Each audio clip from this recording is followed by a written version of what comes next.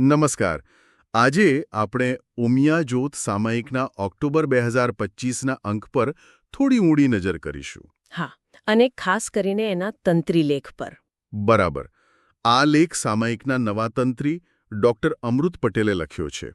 અને આ એમનો પહેલો જ અંક છે તંત્રી તરીકે. નવા વર્ષનો અંક વિક્રમ સંવત 2082નો. હા, એટલે એ ખાસ છે. તો આજે આપણે એ સમજવાનો પ્રયત્ન કરીશું કે નવા તંત્રી શું વિચારી રહ્યા છે, સામયિકને કઈ દિશામાં લઈ જવા માંગે છે. અને પેલું પરંપરા અને આધુનિકતાનું જે મિશ્રણ કરવાની વાત હોય છે ને, એ આમાં કેવી રીતે દેખાય છે એ જોવું રસપ્રદ રહેશે. ચોક્કસ. કોઈ પણ નવા સંપાદક માટે પહેલો લેખ એક દિશા સૂચવે છે. બિલકુલ, એક વિઝન સ્ટેટમેન્ટ જેવું હોય છે એમ કહી શકાય. તો શરૂઆત કરીએ. લેખની શરૂઆતમાં જ ડોક્ટર પટેલ સૌને નૂતન વર્ષાભિનંદન પાઠવે છે, ખૂબ ઉષ્માથી. હા, અને એ કહે છે કે એમને આનંદ છે, ગૌરવ છે, થોડી ધન્યતા પણ અનુભવાય છે કે આ નવા વર્ષે તંત્રી તરીકે પહેલો અંક રજૂ કરવાનો મોકો મળ્યો. શરૂઆત તેઓ કરે છે નવરાત્રિના ઉલ્લેખથી. હમણાં જ ગઈ આસો નવરાત્રિ. હા, અને સીધું એને કૃષિ સાથે જોડે છે કે આસો નવરાત્રિ એટલે ખેતરો પાકથી લહેરાતા હોય. અને ચૈત્ર નવરાત્રિનો પણ ઉલ્લેખ છે, જ્યારે પાક ઘરે આવે. બરાબર. એટલે બંને નવરાત્રિ ખેડૂતના જીવન અને આનંદ સાથે જોડાયેલી છે. અને આ નવરાત્રિને એ વિશ્વનો અનન્ય નૃત્યોત્સવ કહે છે. માત્ર ધાર્મિક નહીં, પણ એક મોટો સાંસ્કૃતિક ઉત્સવ. સાચી વાત. પછી એ દશેરાની વાત પર આવે છે, એનું તાત્પર્ય સમજાવે છે. હા, બે મુખ્ય વાતો. એક તો રામનો રાવણ પર વિજય, અસત્ય પર સત્યનો વિજય. અને બીજું, દેવી શક્તિ દ્વારા મહિષાસુરનો નાશ, માં દુર્ગાનું મહિષાસુર મર્દિની સ્વરૂપ. એટલે સંદેશ સ્પષ્ટ છે. આસુરી વૃત્તિઓનો નાશ, દેવત્વનો વિજય. આ વાત પેઢીઓથી ચાલી આવે છે, પણ એને આજે પણ એટલી જ પ્રસ્તુત ગણાવે છે. હા, આજના સમયમાં પણ આપણે આપણી અંદરની કે સમાજની આસુરી વૃત્તિઓ સામે લડવાનું છે. બરાબર. તહેવારો આપણને આજ યાદ દેવડાવે છે. પછી આવે છે દિવાળી અને નવું વર્ષ. એની સાથે જોડાયેલી બે પરંપરાઓનો ઉલ્લેખ કરે છે. એક તો પેલી જાણીતી વાત, રામ, સીતા, લક્ષ્મણનો 14 વર્ષના વનવાસ પછી અયોધ્યા પાછા ફરવું. અને નગરજનો દીવડા પ્રગટાવીને સ્વાગત કરે છે, દીપોત્સવ. હા, અને બીજી વાત જે કદાચ ઓછી ચર્ચાય છે, તે ઉજ્જૈનના રાજા વિક્રમાદિત્યવાળી. એમણે શક અને હૂણ જેવા આક્રમણકારોને હરાવ્યા હતા. બરાબર. અને પ્રજાને એમના ત્રાસમાંથી મુક્ત કરાવી હતી. એ વિજય અને પ્રજાને ઋણમુક્ત કરવાના ઉદ્દેશ્યથી વિક્રમ સંવત શરૂ કર્યો. અચ્છા, એટલે નવું વર્ષ માત્ર કેલેન્ડર બદલવાની વાત નથી? ના ના, એ એક વિજય ગાથા છે. પ્રજાની મુક્તિ અને સ્વાભિમાનની ગાથા છે. લેખક આ વાત પર ભાર મૂકીને નવા વર્ષના મહત્વને વધારે છે. ખરેખર સરસ વાત. અને આ વિજયના સંદર્ભમાં જ એ સૌ વાચકોને શુભેચ્છા પાઠવે છે કે તમે પણ તમારા ક્ષેત્રમાં વિજયી બનો, સફળ થાઓ. તહેવારોના આ ઊંડા અર્થ સમજાવ્યા પછી એ મૂળ વાત પર આવે છે, ઉમિયા જ્યોતનું નવું સ્વરૂપ. હા, અને ફરી કહે છે કે દિવાળીના પાવન અવસરે પહેલો અંક આપતા આનંદ થાય છે. પછી અંકના નવા માળખાની રૂપરેખા આપે છે. અને એ કહે છે કે હવેથી અંક કુલ 9 વિભાગોમાં વહેંચાયેલો રહેશે. 9 વિભાગ? કયા કયા છે? ચાલો જોઈએ. પહેલો વિભાગ છે ઉમિયા માતાજીની કથાઓ વિશે, ઉપનિષદ, પુરાણ, લોક પરંપરામાંથી. આ અંકમાં શિવ મહાપુરાણની કથા છે. અને અહીં જ પેલી રસપ્રદ વાત આવે છે. કઈ? કે આ કથા વાંચી શકાશે અને સાંભળી પણ શકાશે. ઓહ, અચ્છા, એના પર પછી આવીએ. બીજો વિભાગ? બીજો વિભાગ છે પાટીદારોની ઉત્પત્તિ, ઇતિહાસ અને ભ્રમણો, એમના મૂળ, ઇતિહાસ અને સ્થળાંતર વિશે. આ અંકમાં ઉત્તર ગુજરાતથી મધ્યપ્રદેશના સ્થળાંતર પર ફોકસ છે. સ્થળાંતરનો ઇતિહાસ જાણવો જરૂરી છે કોઈપણ સમાજ માટે. સાચી વાત. ત્રીજો વિભાગ છે પાટીદાર જ્ઞાતિ ઇતિહાસની અટારીએથી. એમાં 2 ભાગ છે. કયા 2? એક પાટીદાર સંતો, જેમ કે આ અંકમાં આંબા ભગત, અને બીજો પાટીદાર વીરો, સુરાપુરાની ખાંભીઓ, છત્રાલાના પાળિયા વગેરે. એટલે આધ્યાત્મિક અને શૌર્ય બંને વારસો. સરસ. ચોથો વિભાગ પાટીદાર સમાજ રત્નો, સમાજની પ્રતિભાઓ વિશે. પાંચમો આરોગ્ય પર, પહેલું સુખ તે જાતે નર્યા. ખૂબ જરૂરી વિષય આજે. છઠ્ઠો શિક્ષણ પર, વિકાસનું પ્રથમ પગલું. 7મો વિભાગ કૃષિ, વ્યાપાર અને ઉદ્યોગ. હા, પાટીદાર સમાજ માટે આ ત્રણેય ક્ષેત્રો મહત્વના છે. ખેતી તો ખરી જ, પણ વ્યાપાર ઉદ્યોગમાં પણ મોટું પ્રદાન છે. 8મો વિભાગ છે પ્રેરણાત્મક સાહિત્ય. અને 9મો અને છેલ્લો વિભાગ ઉમિયા દ્વારે.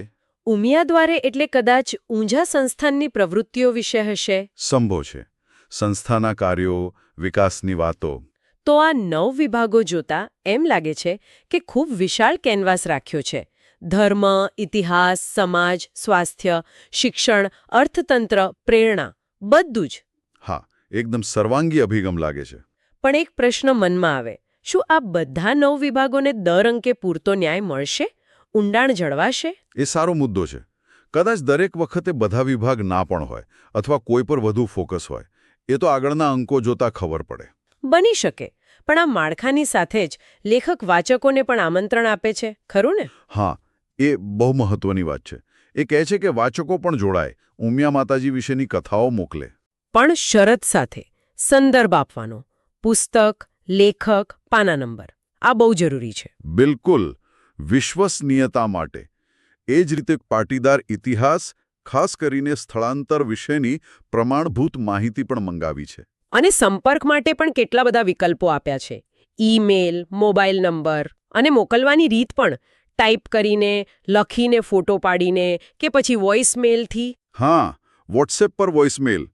એટલે ટેકનોલોજીનો ઉપયોગ કરીને બધાને સરળતા કરી આપી છે. આ ખરેખર બતાવે છે કે એમને લોકો સુધી પહોંચવું છે, એમનો સહયોગ લેવો છે. અને સૂચનો પણ મંગાવ્યા છે. ખુલ્લું આમંત્રણ છે. આનાથી વાચકોને પણ લાગશે કે આ આપણું સામાયિક છે. પણ જે વાત મને સૌથી વધુ ધ્યાન ખેંચનારી લાગી એ પેલી વાંચો નહીં સાંભળો વાળી છે. હા, એ જ તો. એ કહે છે કે આ અંકના બધા લેખો મોબાઈલથી સ્કેન કરીને સાંભળી શકાશે, ગૂગલ સ્કેનરથી. આ ખરેખર મોટો ફેરફાર કહેવાય, ખાસ કરીને આવા સામુદાયિક પ્રકાશન માટે. એ પોતે સ્વીકારે છે કે આજકાલ લોકો પાસે વાંચવાનો સમય ઓછો છે અથવા રીત બદલાય છે. એ મુસાફરીમાં કે ઘરે આરામ કરતી વખતે કે બીજું કામ કરતા કરતા પણ સાંભળી શકાય. બસ, ટ્રેન, કાર, ગમે ત્યાં. આનાથી સામયિકની પહોંચ વધી શકે. ચોક્કસ, ઉપયોગિતા પણ વધે. અને એ દાવો પણ કરે છે કે આ એઆઈ એટલે કે કૃત્રિમ બુદ્ધિમત્તાનો ઉપયોગ કરીને તૈયાર થયેલો અંક છે અને સામાયિક જગતમાં આ સાંભળવા યોગ્ય પહેલો ક્રાંતિકારી અંક બની રહેશે. બાપ રે, પ્રથમ ક્રાંતિકારી અંક? આ તો બહુ મોટો દાવો કહેવાય. હા, એટલે જ એ આ નવા પ્રયોગ માટે સૂચનાઓ, સહયોગ અને આશીર્વાદ પણ માગે છે. એમને પણ ખબર છે કે આ નવું છે, સુધારાને અવકાશ રહેશે. બરાબર. દાવો ભલે ગમે તે હોય, પણ વિચાર મહત્વનો છે. બીજા કોઈએ કર્યું હોય કે ન હોય, પણ ગુજરાતી સામુદાયિક સામયિકમાં આ કદાચ નવું હશે. અને ટેકનોલોજીનો ઉપયોગ વાચકોની સગવડ માટે છે, ખાલી દેખાડો નથી. એ જ મહત્વનું છે. પરંપરાગત સામગ્રીને આધુનિક રીતે રજૂ કરવાનો પ્રયાસ. પણ હા, એની સફળતા ઘણી બાબતો પર નિર્ભર કરશે. જેમ કે ઓડિયો ક્વોલિટી કેવી છે, એઆઈનો અવાજ સાંભળવો ગમ્યો છે, કુદરતી લાગે છે. હા, અને લોકો આ ટેકનોલોજી કેટલી સહેલાઈથી વાપરી શકશે એ પણ જોવાનું રહ્યું. બિલકુલ. આ બધા જવાબો તો સમય જ આપશે, પણ પ્રયાસ સારો છે. ચોક્કસ. વિચાર કરવો અને પહેલું પગલું ભરવું એ જ મોટી વાત છે.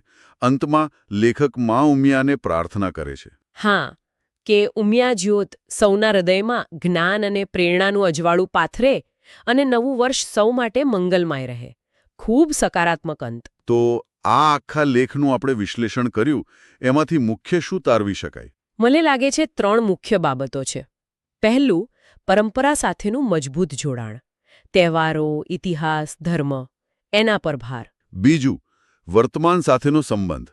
આરોગ્ય, શિક્ષણ, સમાજ, અર્થતંત્ર જેવા આજના મુદ્દાઓ પર ધ્યાન. અને ત્રીજું, અને સૌથી નોખું, એ છે આધુનિક ટેકનોલોજીનો સ્વીકાર. પેલી સાંભળોવાળી વાત. હા, એ માત્ર એક ફીચર નથી, પણ બદલાતા સમય સાથે ચાલવાનો, નવી પેઢી સુધી પહોંચવાનો પ્રયાસ છે.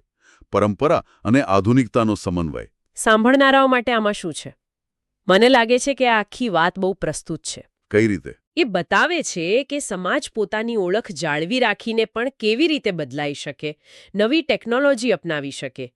જે લોકો સામુદાયિક સંસ્થાઓ સાથે જોડાયેલા છે એમના માટે આ એક સારો દાખલો છે. હા, ડિજિટલ યુગમાં કમ્યુનિકેશન કેવી રીતે કરવું, કન્ટેન્ટ કેવી રીતે પહોંચાડવું, એના નવા રસ્તા વિચારવા માટે પ્રેરણા મળે.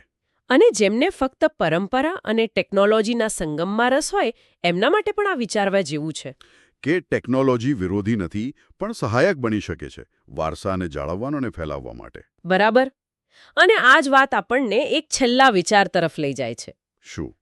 કે આ એઆઈનો ઉપયોગ કરીને સાંભળવાની સુવિધા આપી એ કદાચ એક શરૂઆત છે.